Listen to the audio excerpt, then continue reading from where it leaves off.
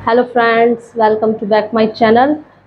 तो आज हम आपको पढ़ाने वाले हैं तीसरा type, third type. Third type कौन सा है हमारा? Imperative sentence. इम्पेरेटिव सेंटेंस क्या है हमारा? थर्ड टाइप है। किसका है? सेंटेंस का थर्ड टाइप है हमारा इम्पेरेटिव सेंटेंस। इम्पेरेटिव सेंटेंस को हिंदी में क्या बोलते हैं? आज्ञा सूचक या आदेशात्मक वाक्य है। तो हम पढ़ेंगे ये होता क्या है। A sentence which expresses order, a sentence which expresses order, request, advice etc is called imperative sentence। जिस वाक्य में आदेश, क्या आदेश, अनुरोध, सलाह आदि व्यक्त होती हो, आदि व्यक्त होते हो, वो कहलाते हैं आज्ञा सूचक वाक्य। तो इसकी पहचान देख लेंगे। इस सेंटेंस की पहचान क्या है? इस सेंटेंस की पहचान है इसके अंत में फुल स्टॉप आता है। अब आप बोलेंगे कि मैम असर्टिव सेंटेंस में भी तो फुल स्टॉप आता है लास्ट में, बट दोनों में एक डिफरेंस है। दोनों में क्या डिफरेंस है? असर्टिव सेंटेंस की पहचान क्या होती है? उसमें जो सब्जेक्ट होता है ना, हमारा सब्जेक्ट, वो क्लियरली दिया हुआ होता है। बट इंपेरेटिव सेंटेंस में जो हमारा सब्जेक्ट होता है वो छिप जाता है। तो हमारे साथ है ना हाइड एंड सीक खेलता है, वो हमें कभी दिखता ही नहीं है। अब बातों से हम सेंटेंस के थ्रू देखेंगे कैसे। मैं क्या कहना चाह रही हूँ ये आप देखिए। अगर हम किसी को ऑर्डर देंगे, मेरी बात को ध्यान से समझना, सब्जेक्ट जो होता है, सब्जेक्ट वो हमारा छिप जाता है। और किस में छिप जाता है? इंपेरेटिव सेंटेंस में। इसलिए इसके लास्ट में फुल स्टॉप आता है। ठीक है, कभी भी कंफ्यूज नहीं होना कि असर्टिव में भी फुल स्टॉप आता है, इंपेरेटिव में भी फुल स्टॉप आता है। कैसे पता करें कौन सा असर्टिव है कौन सा इंपेरेटिव है? बहुत सरल सी बात है। जिसमें सब्जेक्ट तुम्हारा छिपा हुआ हो, कर्ता तुम्हारा छिपा हुआ हो ना, समझ जाना वो इंपेरेटिव सेंटेंस है। जैसे कि फॉर एग्जाम्पल, अगर हम किसी को ऑर्डर दे रहे हैं, डोंट टॉक, मैंने कहा बात मत करो, बट मैंने किससे कहा? पता चला आपको मैंने किससे कहा? तो इसमें कर्ता जो है ना वो छिप गया है। स्टैंड अप, खड़े हो, खड़े हो जाओ। मैंने किससे कहा खड़े हो जाओ? आपको पता चला किससे कहा? इतने सारे बच्चे बैठे हैं, मैंने बच्चों से बोला खड़े हो जाओ। इतने सारे बच्चों में मैंने किस बच्चे से बोला? कुछ पता नहीं चला। तो इसमें क्या हुआ? कर्ता जो है ना वो हमारा छिप गया है। गो आउटसाइड, बाहर जाओ। किससे बोला मैंने बाहर जाओ? मैंने ऑर्डर तो दिया बाहर जाने का, बट हमें ये पता नहीं चल रहा कि हमने किससे ऑर्डर दिया है। तो इसमें क्या होता है? इंपेरेटिव सेंटेंस में हमारा जो सब्जेक्ट होता है, हमारा जो कर्ता होता है ना, वो छिपा रहता है।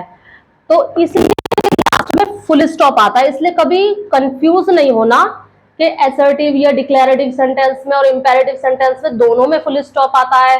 कैसे पहचाने कि इंपेरेटिव कौन सा है, असर्टिव कौन सा है? अब अगर हम इसे अनुरोध करें या विनती करें, रिक्वेस्ट करें, उसके अकॉर्डिंग अगर हम एग्जाम्पल बनाएंगे तो हमारा एग्जाम्पल बनेगा प्लीज हेल्प मी, कृपया मेरी मदद करो। कृपया मेरी मदद करो, मैंने किससे कहा? नहीं पता चला मैंने किससे कहा। इसमें भी क्या है? कर्ता छिपा हुआ है। प्लीज गिव मी 100 रुपीज, मुझे कृपया 100 रुपए दे दो। मैंने किससे कहा 100 रुपए दे दो? भाई से कहा, बहन से कहा, मम्मी से, पापा से। इतना पता है मैंने किसी से कहा 100 रुपए दे दो, बट ये नहीं पता मैंने किससे कहा। ठीक है, इंपेरेटिव सेंटेंस की पहचान होती है कि उसमें जो सब्जेक्ट होता है ना हमारा, वो छिपा हुआ रहता है। प्लीज डोंट बीट मी, कृपया मुझे मत मारो।